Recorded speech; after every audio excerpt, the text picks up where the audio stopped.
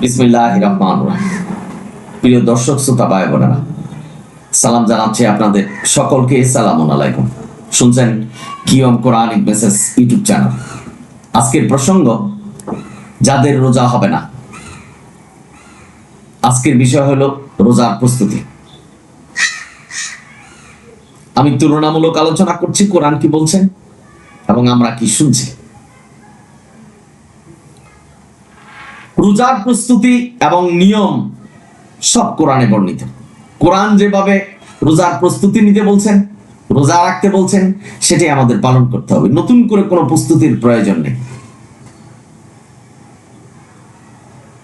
ভাই বোনেরা, তবে আমাদের প্রস্তুতি নিতে হবে যে আমরা মানুষ ঠকাবো না, সেটা রোজা এবং রোজার বাইরের মাসগুলি। মানুষকে অত্যাচার করব না, মানুষকে ফরমালিন যুক্ত খাবার খাওয়াবো না, ব্যবসায় 2 নম্বরই করবো না, 1 টাকার জিনিস 50 টাকা বিক্রি করবো না। এই প্রস্তুতি নিতে হবে। এবার আসুন, আমাদের সমাজে অনেক লোক আছে মনে করছেন যে 11 মাস ব্যবসা করতে পারেন, এই রোজার মাসে ব্যবসা করো, ঈদ উপলক্ষে ব্যবসা করো। প্রস্তুতি নিচ্ছেন, গাম সাবেদে কোমরে, ফরমালিন মিশাচ্ছেন, কালো বাজারি করছেন, মাল আটকে কৃত্রিম সংকট উৎপাদন করছেন, মানুষের কাছ থেকে ছিনিয়ে টাকা নিচ্ছেন। যারা নিচ্ছেন তাদের রোজা হবে না, আল্লাহর কাছে গ্রহণযোগ্য হবে না। আরেক দল আছে, অফিসে কাজ করছেন, ফাইল আটকিয়ে দিয়ে ঘুষ খাচ্ছেন। যাকে চাকরি দেওয়ার কথা তাকে না দিয়ে অন্যজনকে চাকরি দিচ্ছেন অর্থের বিনিময়ে। তাদের রোজা হবে না। আরেক দল আছে মোল্লাদের মধ্যে, যারা তারাবির নামাজ পড়াবে। এখন আবার খতমে তারাবি, যেটি তারাবির কথা কোরআন আমাদের নির্দেশনা দেয়নি, সেখান থেকে উপার্জন করবেন। কোন কোন মোল্লারা আছেন, তারা এই সাদাকার টাকা, যেটাকে যাকাত বলছেন, এই সাদাকার টাকা উঠাবেন। যেখানে মাদ্রাসায় এতিম আছে বা যেখানে নেই, সব জায়গায় বলবেন যে এতিম আছে, এতিমদের জন্য দেন, সাদাকার টাকা উঠাবেন। এবং নিয়তটাই থাকবে এই রোজার মাসে আমরা এগুলি করব। মানুষের বাড়িতে বাড়িতে গিয়ে কোরআন খতম দিব, পয়সা আনবো। তারাবির নামাজ পড়াবো, পয়সা আনবো।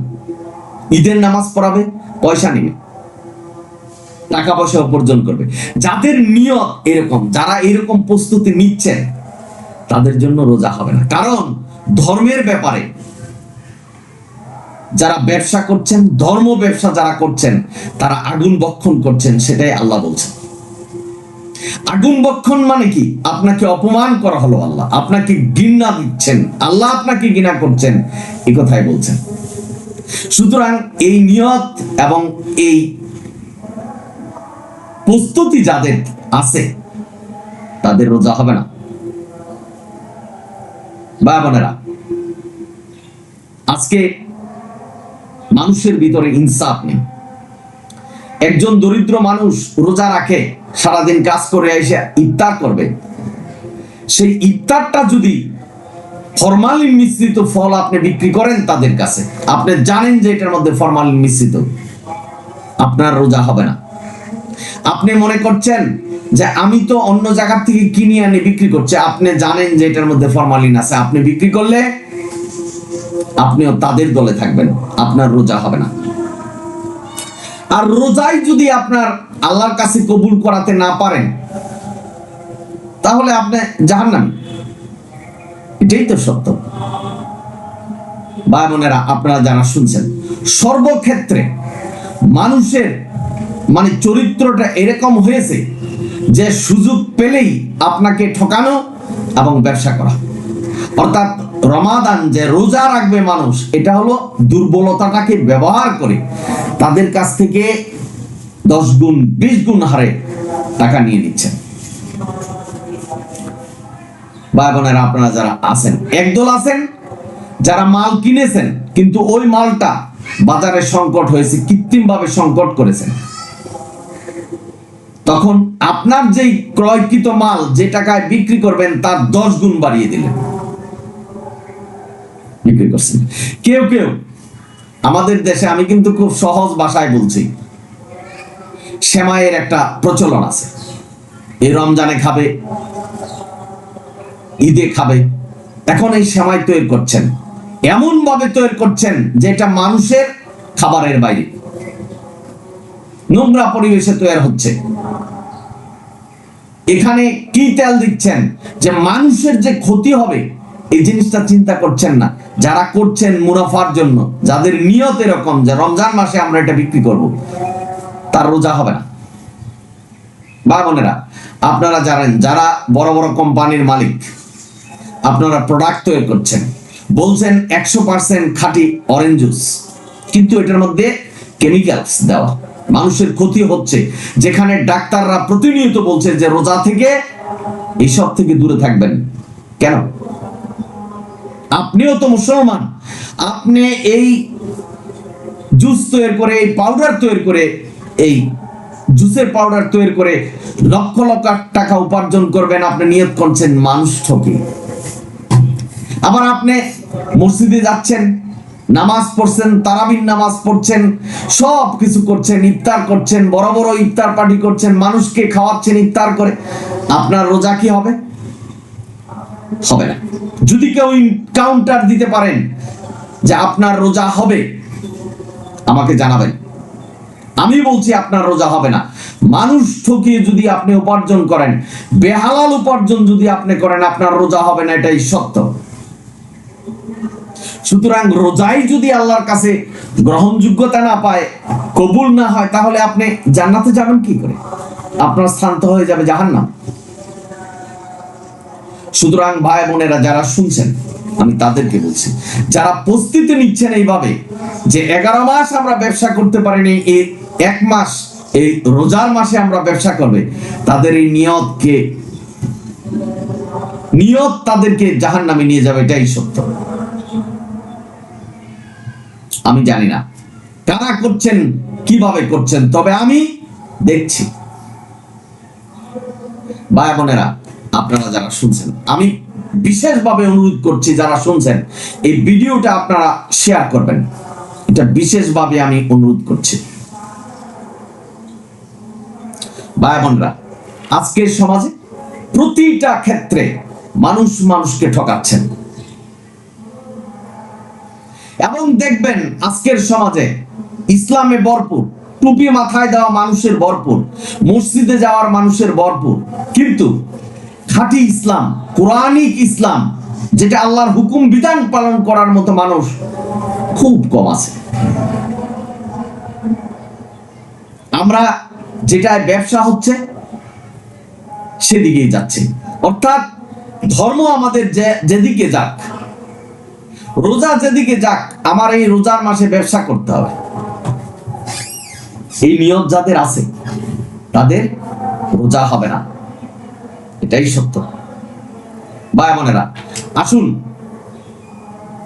সব কিছু ফেলে দেই, আল্লাহর সেই শেষ রক্ষা তওবা করে ফিরে আসি কোরআনের পথে, অসাধু ব্যবসা বন্ধ করে দেই,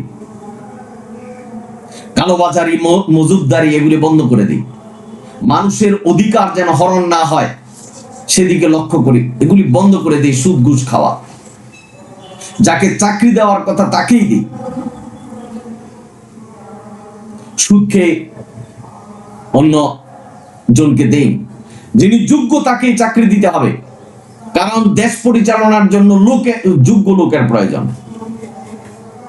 যে ব্যক্তি ঘুষ দিয়ে চাকরিতে ঢুকবে সে ঘুষ খাবে, এটাই স্বাভাবিক, যার জন্য আমাদের এই সমাজে অধঃপতন। যেখানে আজকের মানুষ এই ধর্ম নিয়ে ব্যবসা করছেন, সেখানে মানুষের মাদ্রাসায় লেখাপড়াই করে যা আমি ধর্ম ব্যবসা করব, এই ধরনের। আমি কোনো ব্যক্তির সমাজ গোষ্ঠীর নাম বলিনি, কিন্তু সমাজে যা বলছে, যা হচ্ছে, সেটাই তুলনামূলক আলোচনা করছে। আশা করি ভাই বোনেরা আপনারা বুঝতে পারছেন। সর্বক্ষেত্রে ব্যবসায়, সর্ব জায়গায় আপনি মানুষ ঠকানোর প্রচেষ্টা চলছে। অর্থাৎ ইসলাম, আমি যে কথা বলছিলাম যে টুপিওয়ালার অভাব নাই, মসজিদে যে নামাজ পড়ার অভাব নেই মানুষের, লোক ঠকানোরও অভাব নেই।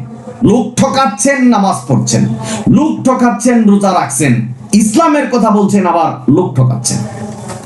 সবচেয়ে বড় লোক ঠকানো হলো যে কোরআন থেকে মানুষকে দূরে সরানো।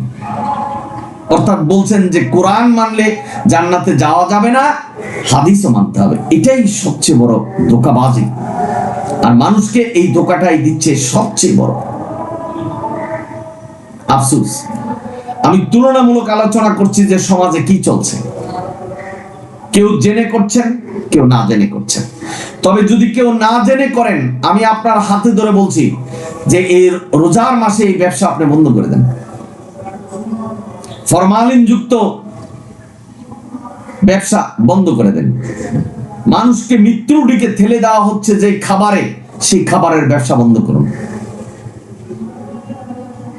ভাই বোনেরা, আপনারা যারা শুনছেন, এবং এই বৃহৎ আকৃতির ব্যবসা যারা করছেন, চাউল থেকে ধরে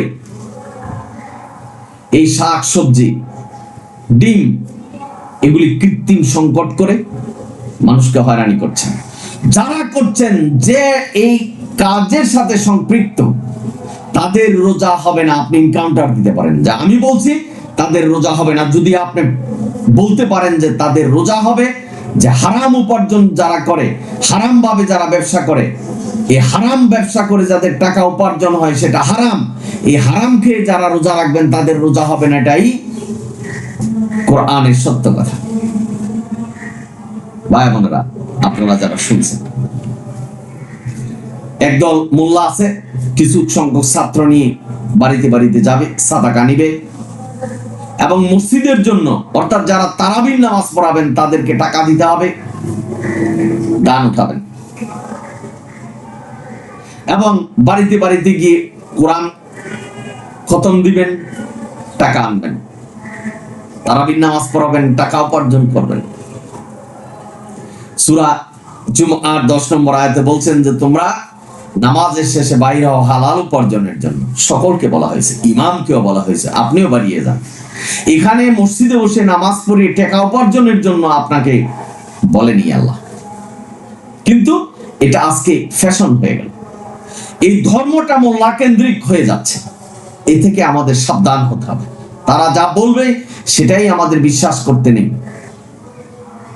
ভাই বোনেরা, আপনারা যারা শুনছেন, কোরআন কোরআনের মতো চলবে। এই কোরআন থেকে শিক্ষা নেওয়া, কোরআনের কথা বলা প্রত্যেকটা মানুষের অধিকার আছে। ভাই বোনেরা, আপনারা যারা শুনছেন, কম শিখেন, কম ইবাদত করেন, কিন্তু ভুল করবেন না, আল্লাহর সাথে শিরক করবেন না। সুতরাং এই বিবেকটা যেন আমাদের জাগ্রত হয়, এদিকে আমাদের লক্ষ্য রাখতে হবে। আজকে মরে গেলে আপনার সম্পত্তি, অর্থ সম্পদ, ব্যাংক ব্যালেন্স, আপনার 10টা বাড়ি গাড়ি সমস্ত কিছু পড়ে থাকবে। আপনাকে খালি হাতে মাটির নিচে যেতে হবে এবং জবাব দিতে হবে আপনি এই দুনিয়াতে কি করেছেন। সুতরাং 30টা সেকেন্ড একটু চোখটা বুঝে কল্পনা করুন আমি কি করছি। তবে একটা সুযোগ আল্লাহ দিয়েছেন, সমস্ত কিছু আপনার অবৈধ যা আছে সব যার যারটা তাকে দিয়ে দেন। যদি না পান তাহলে সাদাকা করে দেন। আল্লাহর কাছে বলুন আমি ভুল করেছি, ঘুষ খেয়েছি, মানুষের অধিকার হরণ করেছি, যাকে চাকরি দেওয়ার কথা তাকে দিচ্ছি না, অন্যজনকে দিচ্ছি। আল্লাহর কাছে ক্ষমা চান, আল্লাহ ক্ষমা করবেন। এই QM Quranic Messages YouTube channel থেকে আপনাদের এই মেসেজ দিচ্ছি, ফিরে আসুন। এখনো আপনি জীবিত, আল্লাহ আপনার প্রতি সদয় করেছেন, অপেক্ষা করে আছেন কবে তওবা করবেন, ফিরে আসবেন কোরআনের পথে।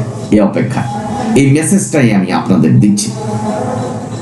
কালোবাজারি করছেন, মানুষকে ঠকাচ্ছেন, ফরমালিন মিশ্রিত করছেন, যত কিছু করছেন, যত বড় অপরাধ করছেন, ফিরে আসুন। আজকের এই রমজান থেকে, আগামী যে রমজান আসছে, এই রমজান থেকে, আজকের থেকে তওবা করুন। এই ব্যবসা আমি বন্ধ করে দিলাম, এই ফরমালিন যুক্ত ব্যবসা বন্ধ করে দিলাম, মানুষ ঠকানো ব্যবসা বন্ধ করে দিলাম, কৃত্রিম উপায়ে সংকট করে মানুষকে অত্যাচার করা, হয়রানি করা থেকে আমি বন্ধ করে দিলাম আজকের ব্যবসা। এই প্রতিজ্ঞা করুন। আমি QM Quranic message YouTube channel থেকে বলছি, আল্লাহ আপনাকে ক্ষমা করবেন, সেটাই কোরআন বলেছে। ভাই বোনেরা, আপনারা যারা শুনছেন, আজকে আমি কথা বলছি এই রোজার প্রস্তুতি নিয়ে। এইভাবে প্রস্তুতি নিতে হবে। মানুষ যেখানে সম্পৃক্ত, যে ব্যবসার কারণে মানুষ ক্ষতিগ্রস্ত হচ্ছে, অত্যাচারিত হচ্ছে, সেই ব্যবসা বন্ধ করে দেন। 11 মাস ব্যবসা করুন, এই রোজার মাসে ব্যবসা করুন না। সীমিত ব্যবসা করে মানুষকে সাহায্য করুন, আল্লাহ আপনাকে সাহায্য করবে। ভাই বোনেরা, আপনারা যারা শুনছেন, আমি আপনাদের সকলকে ধন্যবাদ জানাচ্ছি ভিডিওটা দেখার জন্য। তবে মাঝখানে বললাম, এখন শেষের দিকে আপনাদের কাছে অনুরোধ করছি, ভিডিওটা আপনারা আপনাদের বন্ধু বান্ধব, আত্মীয় স্বজন সবার কাছে শেয়ার করে দেন। এটা আমার স্পেশাল অনুরোধ আপনাদের কাছে। আল্লাহ আপনাদের সহায় থাকবে। আর যদি মুখে বলতে পারেন, যারা ব্যবসা করছেন, যত্ন সহকারে কৌশলে তাদেরকে বলুন যে এই ধরনের ব্যবসা বন্ধ করো, না হলে রোজা হবে না। সত্যিকারের এটাই নির্দেশনা যে রোজা আপনার হবে না। লোক দেখানো রোজা হবে, কিন্তু আল্লাহর দরবারে সেটা কবুল হবে না। সকলেই ভালো থাকুন, সুন্দর থাকুন, শান্তিতে থাকুন এবং কোরআনের পথে থাকুন। যে অবস্থায় আছেন, দরিদ্র এবং ধনী যে অবস্থায় আছেন, আল্লাহর কাছে কৃতজ্ঞ থাকুন। আলহামদুলিল্লাহি রাব্বিল আলামিন। আসসালামু আলাইকুম।